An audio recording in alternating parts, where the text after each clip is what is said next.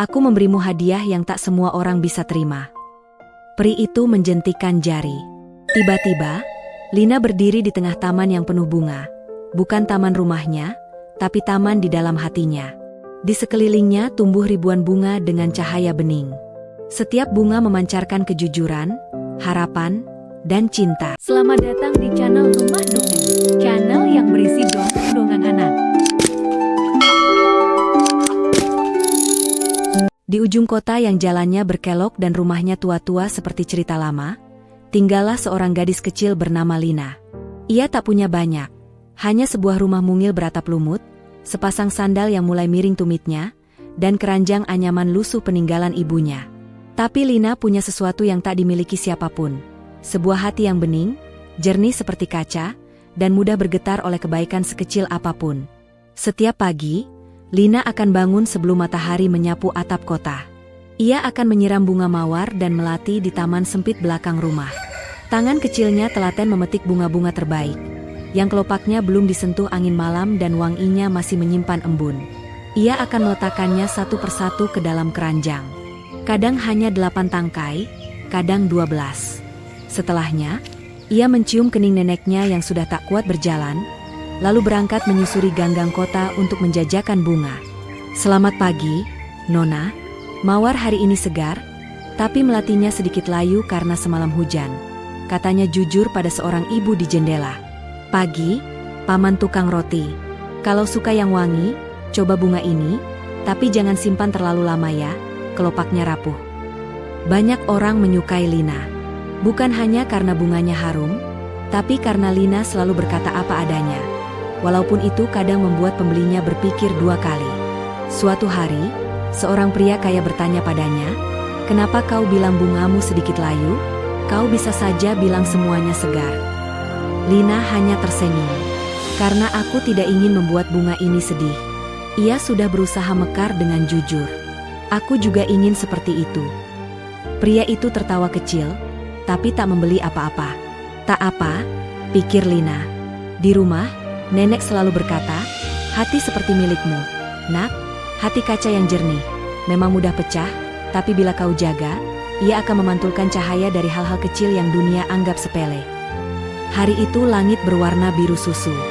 Burung gereja berceloteh di talang air. Lina pulang membawa uang cukup untuk membeli sepotong roti dan segelas susu hangat untuk neneknya. Di wajahnya, tak pernah lepas senyum. Senyum yang tumbuh dari hati yang tak pernah menyembunyikan apapun. Dan hari itu, seperti hari-hari sebelumnya, terasa damai. Tapi damai itu, sebentar lagi akan diuji. Sore mulai merayap turun. Matahari tergelincir di balik atap-atap runcing, menyisakan cahaya tembaga yang menyinari keranjang bunga Lina yang hampir kosong. Tinggal 3 tangkai melati dan sebatang mawar yang sedikit menunduk lehernya. Lina memutuskan untuk menjual yang terakhir di ujung jalan paling sepi, tempat rumah-rumah tua seperti sedang tertidur. Saat itulah ia melihat sosok seorang wanita tua berselimut kain tebal, berdiri di bawah pohon plum kering. Wanita itu tak berkata apa-apa, hanya menatap mawar dalam keranjang Lina. Matanya tajam, tapi bukan tajam karena marah, lebih seperti menembus lapisan hati. "Apakah ini mawar terakhirmu?" tanyanya. Suaranya bergetar seperti daun diterpa angin. Lina mengangguk.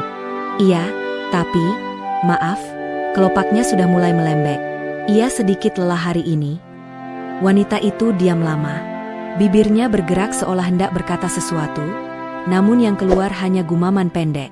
Ia membalikkan tubuh, dan tanpa membeli apa-apa, berjalan menjauh pelan-pelan, seperti bayangan yang terseret waktu. Lina menatap kepergian wanita itu dengan perasaan aneh yang belum pernah ia kenali. Seperti udara yang mendadak berat. Seperti ada sesuatu yang ia lakukan benar, namun rasanya tidak menyenangkan. Malamnya, angin bertiup lebih kencang dari biasanya. Jendela tua berderit, dan api di tungku cepat sekali padam. Lina menyelimuti neneknya yang menggigil, tapi tubuh nenek terasa lebih panas dari biasanya. Nafasnya pendek, dan suaranya lirih saat berkata, "Nenek hanya butuh tidur, jangan khawatir, sayang." Namun Lina khawatir. Ia tahu itu bukan sekadar masuk angin biasa. Ia ingat perkataan apoteker di pasar, "Kalau nenekmu terserang demam yang ini, kau harus membeli akar embun, dan harganya tidak murah. Keesokan harinya, Lina membawa bunga seperti biasa, tapi langkahnya lebih cepat, matanya lebih resah. Ia harus menjual semuanya, dan harus lebih banyak. Tapi hari itu mendung menggantung, dan angin membawa kabar tak sedap, bunga-bunga lainnya juga mekar di mana-mana. Para pedagang lain lebih pandai bicara, dan lebih pintar menghias kata. Lina melihat seorang gadis lain menjual bunga mawar lusuh, tapi berkata, "Ini mawar ajaib. Kalau Anda simpan, akan mekar semalaman penuh." Orang-orang tertawa dan membelinya. Lina mencoba menjual dengan jujur seperti biasa. Tapi orang-orang mulai melewatkannya. "Oh, kamu gadis yang suka bilang bunga mulai layu itu, ya?" kata seorang ibu. "Aku lebih suka yang penuh semangat, meski bunganya tak sempurna." Hari itu, hanya satu orang membeli, dan sisanya kembali dibawa pulang. Di malam yang sepi, Lina duduk di samping neneknya yang makin lemah. Ia menatap keranjang kosong dengan dada sesak. Pikirannya kalut. Kalau saja aku bilang mawarku segar, mungkin wanita itu akan membeli. Kalau saja aku sedikit melebih-lebihkan, mungkin aku bisa membeli akar embun itu. Air mata menggenang di ujung matanya, dan untuk pertama kalinya dalam hidupnya, hati kaca Lina retak sedikit. Ia tidak berbohong. Tapi ia mulai memikirkan bagaimana caranya agar kejujurannya tidak menghalangi harapan hidup neneknya. Dan saat malam bertambah pekat, di luar jendela, pohon plum tua tempat wanita misterius itu berdiri, menggugurkan satu daun terakhirnya. Pagi datang tanpa warna. Kabut menutupi genteng-genteng kota, dan matahari seperti lupa untuk bangun. Lina berdiri di dekat jendela dengan keranjang di tangan. Bunga-bunga di dalamnya lebih sedikit hari ini. Tanaman di taman belakang mulai kehabisan daya mekar, karena musim dingin yang datang lebih cepat dari biasanya. Tapi bukan itu yang membuat langkah Lina berat pagi itu. Bukan juga hawa dingin, atau embun yang menyusup masuk ke sela-sela baju lusuhnya. Yang membuatnya berat adalah keraguan, perasaan baru yang belum pernah tumbuh di dalam hatinya sebelumnya. Kalau aku tidak bilang bunga ini layu, dan orang membelinya, apakah itu buruk? Bisiknya pada dirinya sendiri. Tapi kalau aku bilang layu, dan mereka pergi, bagaimana aku akan membeli akar embun untuk nenek? Keranjang itu terasa lebih berat dari biasanya, meski isinya ringan. Hari itu, Lina pergi lebih jauh. Ia menyusuri jalan-jalan kota yang belum pernah ia singgahi.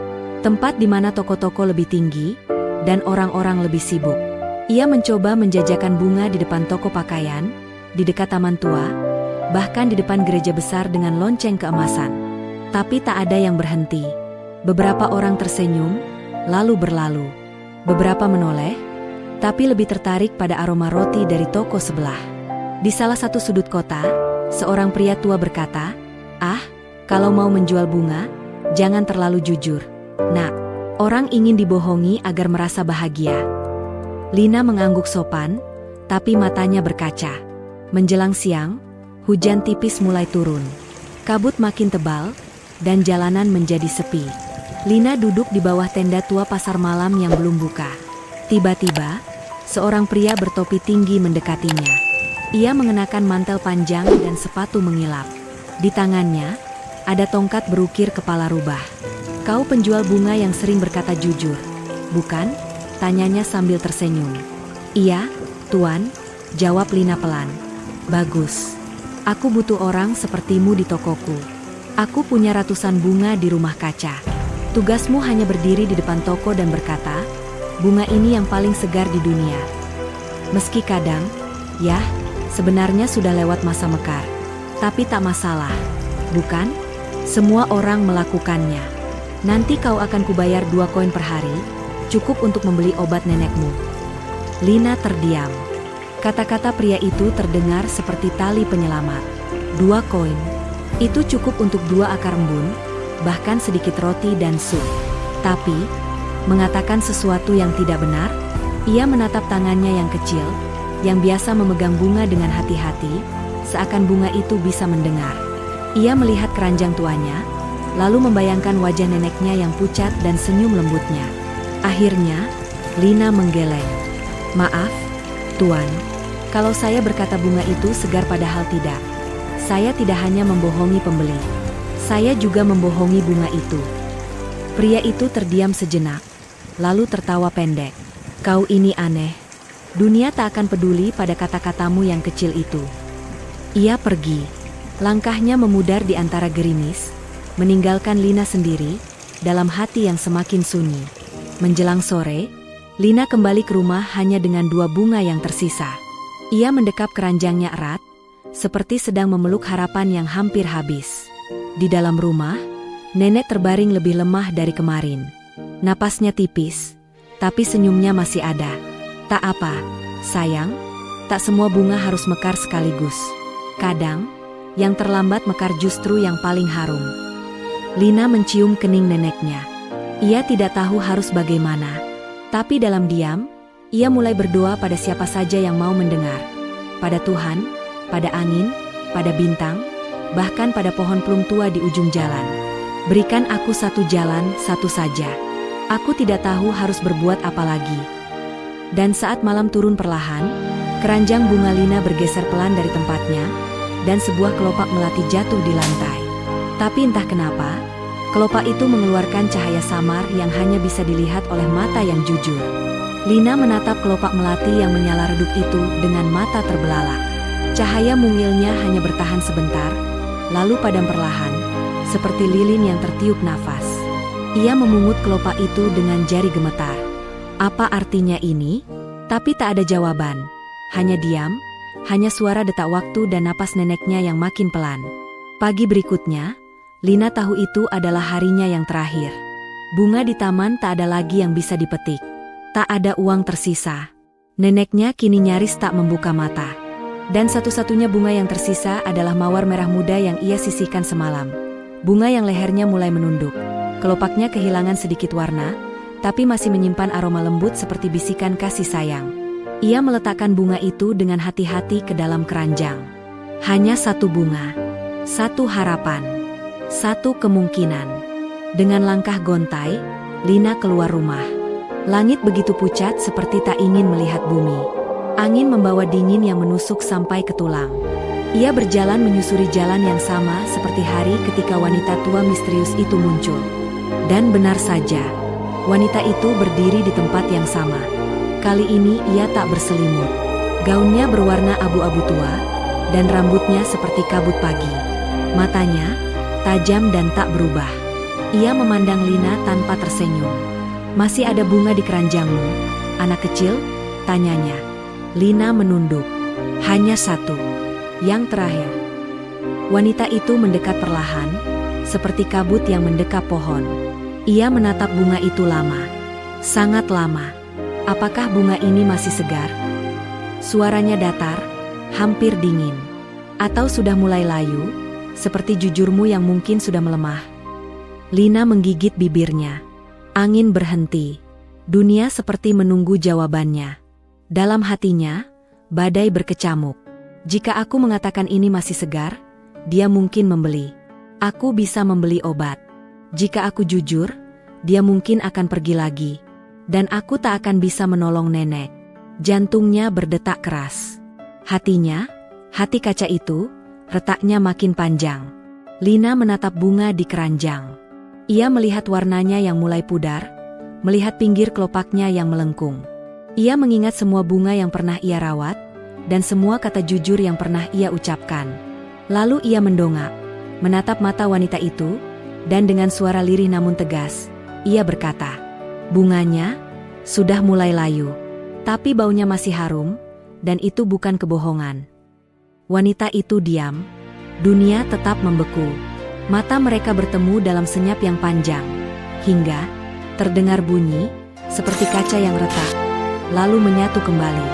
Tiba-tiba, bunga di keranjang bercahaya.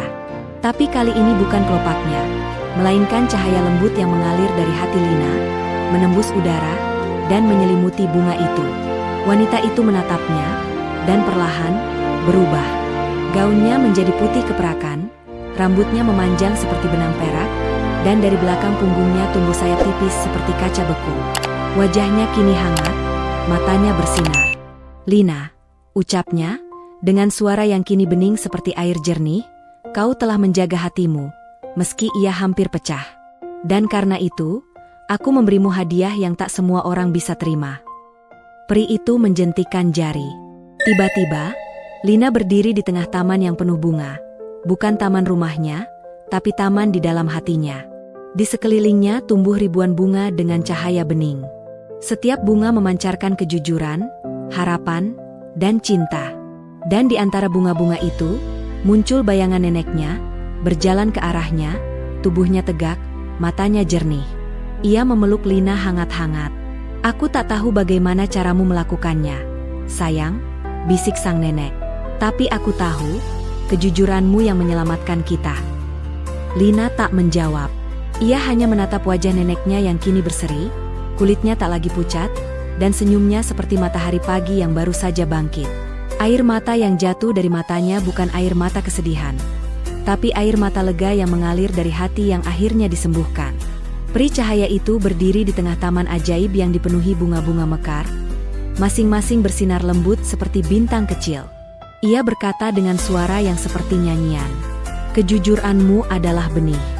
Dan benih itu, meski sempat hampir mati karena dingin dunia, tetap tumbuh karena kau tak mencabutnya." Lalu ia mengangkat tangannya, dan dari dalam keranjang Lina, muncullah bunga-bunga baru, melati putih, mawar ungu, lili emas, dan anggrek biru yang belum pernah tumbuh di tempat manapun. Bunga-bunga itu tak layu, tak berduri, dan tak pernah berbohong. "Mulai hari ini," lanjut sang peri, "taman bungamu akan menjadi taman kejujuran. Siapapun yang membeli bunga dari tamanmu akan membawa pulang bukan hanya keindahan, tetapi ketenangan hati." Lina menatap keranjangnya yang kini penuh kembali, kali ini dengan bunga-bunga yang tak memudar, seolah waktu tak mampu menyentuhnya.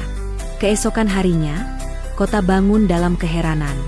Di rumah kecil beratap lumut itu, tiba-tiba tumbuh taman ajaib. Tanaman-tanaman yang kemarin nyaris mati, kini berdiri tegak dan bersinar embun berwarna perak. Bunga-bunga yang wangi dan segar tumbuh di sepanjang pagar, di jendela, di sela-sela batu, bahkan di lubang-lubang atap tua. Orang-orang datang satu persatu. Mereka mencium harumnya, dan tiba-tiba, perasaan gelisah mereka hilang. Ada yang pulang tanpa rasa marah. Ada yang akhirnya mengakui kesalahan. Bahkan pedagang yang dulu suka menipu, datang dan berkata, "Bunga ini mengajarkanku lebih banyak dari sekian banyak uang yang pernah kupunya." Lina tetap menjual bunga seperti biasa. Tapi kini ia tak perlu menawar. Bunganya berbicara sendiri. Dan siapapun yang memetiknya, tahu bahwa bunga itu berasal dari tangan yang tak pernah berdusta. Nenek Lina pun sembuh sepenuhnya. Ia mulai duduk di kursi kayunya di depan rumah, sambil menyulam kain tua yang dulu hampir tak sanggup ia pegang. Ia sering berkata kepada anak-anak yang bermain di taman, "Kalau kalian ingin bunga yang indah, rawatlah dengan sabar. Tapi kalau kalian ingin bunga yang mengubah dunia, tanamlah dengan kejujuran." Lina hanya tersenyum. Ia tak pernah menjadi kaya, tapi rumahnya tak pernah kosong dari senyum, tawa, dan harapan.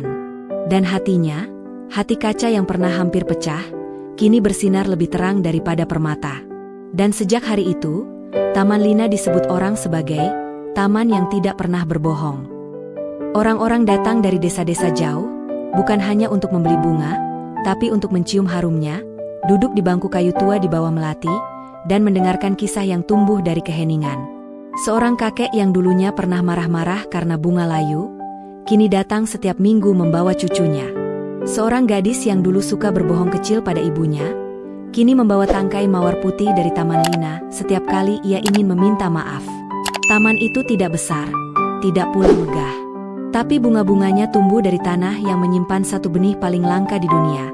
Kejujuran yang bertahan meski tak dihargai. Suatu sore, saat matahari mulai turun dengan malu-malu ke balik atap kota, Lina duduk sendiri di tengah taman. Tangannya menelusuri kelopak mawar yang tumbuh paling dekat dengan jendela kamar neneknya. Ia berbicara pelan, seolah bunga itu bisa mendengar. "Aku tidak tahu bagaimana aku bisa sampai di sini. Kadang aku nyaris menyerah.